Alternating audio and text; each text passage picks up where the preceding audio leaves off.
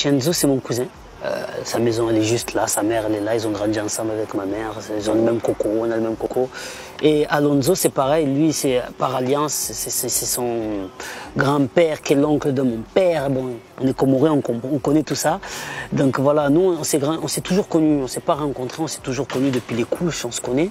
Et Sia Style, il était notre DJ, il était à l'école avec moi au lycée, on s'est rencontrés au lycée, il aimait le hip-hop, il nous a fait découvrir le hip-hop. On s'est rencontrés, on a fait de la musique ensemble. Chacun a fait une carrière solo.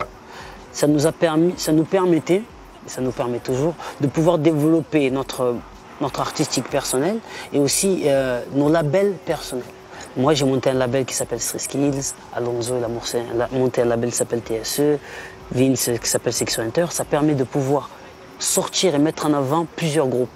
Il y aurait toujours un pourquoi moi, pas lui, pourquoi lui, pas moi, et ça aurait été compliqué. Donc le fait d'avoir diversifié les labels et les carrières, ça nous permet de pouvoir nous lâcher et de pouvoir revenir en groupe tranquillement, avec une sérénité pour pouvoir sortir nos albums. Chacun est bien dans son camp et dans son truc. Et concert et ce public qui vient me voir en concert, que viser les milliards de disques vendus. Alors d'aujourd'hui, on n'en vend plus beaucoup des disques. Hein. Donc c'est vrai que je suis confiant, c'est pas que je suis confiant, je suis excité et impatient que ça sorte et que j'aille en concert pour aller présenter mes morceaux à mes supporters, à ceux qui me supportent depuis longtemps. Qu'il y a dans l'album, ça peut passer d'un morceau super africain avec Amadou et Mariam, d'un coup avec un morceau super rap avec un jeune qui s'appelle REDK. J'essaie de diversifier, d'en donner un peu à tout le monde parce que je suis comme monsieur et madame tout le monde. Un jour je suis d'humeur à écouter Papa Wemba, un autre jour je suis d'humeur à écouter Linkin Park, Jay-Z. Je suis comme monsieur et madame tout le monde, donc c'est un peu le côté que j'ai voulu mettre un peu en avant.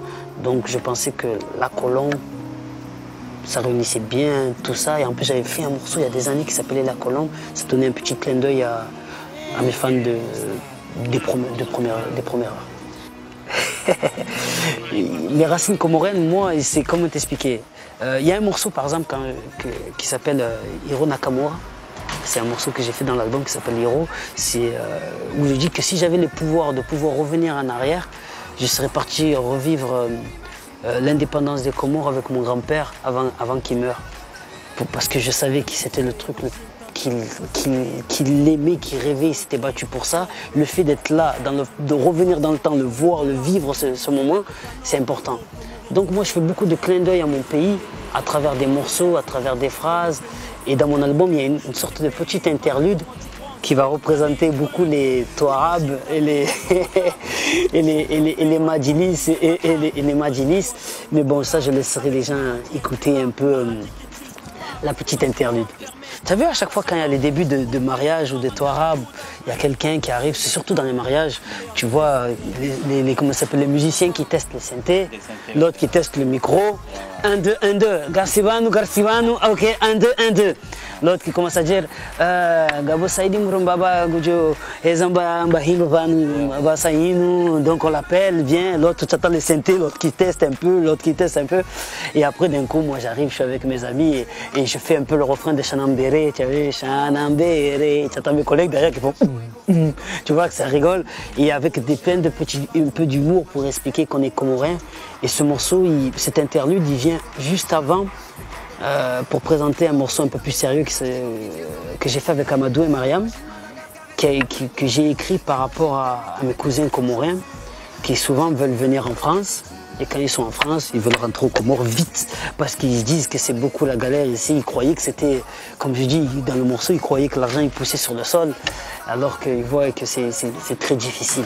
Donc mes racines, chaque fois j'essaie de faire des clins d'œil sans trop forcer parce que surtout que je sais que Rof a fait son histoire, son trajet est quand même quelque chose qui donne de la force.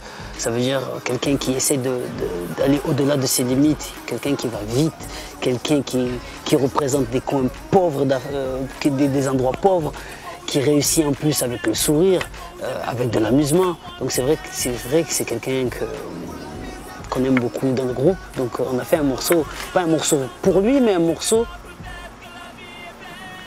avec ses idées à lui. Voilà, mais ça il faut l'écouter pour le comprendre. C'est un peu du rap quand même. Ben, on est en train de préparer l'album, quoi. On n'a pas encore commencé l'écriture. Mais on a prévu la sortie de l'album, ce sera le 12 mai 2012. Bon, ne me demande pas pourquoi c'est cette date-là, je ne sais pas, c'est mon DJ